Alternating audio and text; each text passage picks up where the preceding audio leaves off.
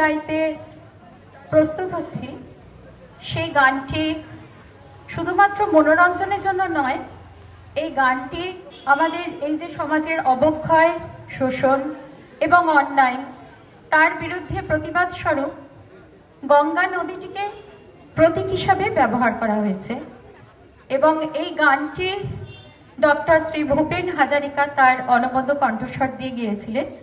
আমি আমার মতন করে চেষ্টা করছি।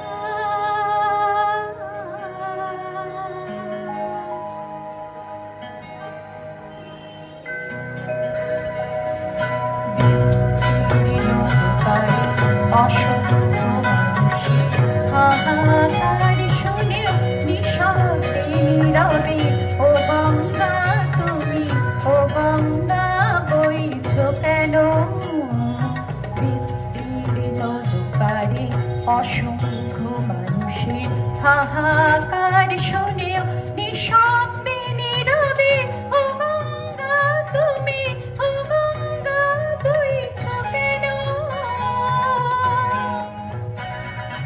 নৈতিকতার স্খলন দেখেও, মানবতার পতন দেখেও নির্লজ্জ অলস ভাবে বইছ কেন? সহস্র বরষার উন্মাদনার মন্ত্র দিয়ে লক্ষ জনের সবল সংগ্রামী অগ্রগামী করে তোলো না কেন? জ্ঞানে বিহীন নিরক্ষরে খাদ্যবিহীন নগরীকে মৌন কেন? সহস্র বরষার উন্মাদনার মন্ত্র দিয়ে লক্ষ জনের সবল সংগ্রামী আর অগ্রগামী করে তোলো না কেন?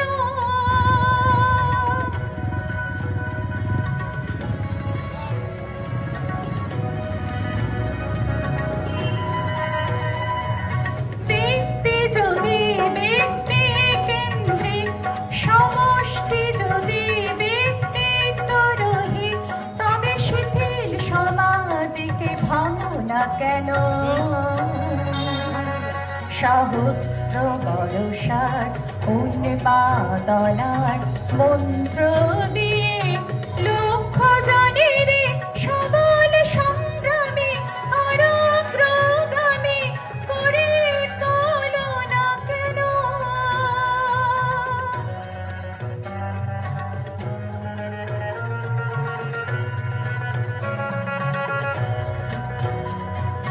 স্রোতস্বিনী কেন রহিব, তুমি নিশ্চয় জাহ্নবী নও, তাহলে প্রেরণা দাও না কেন?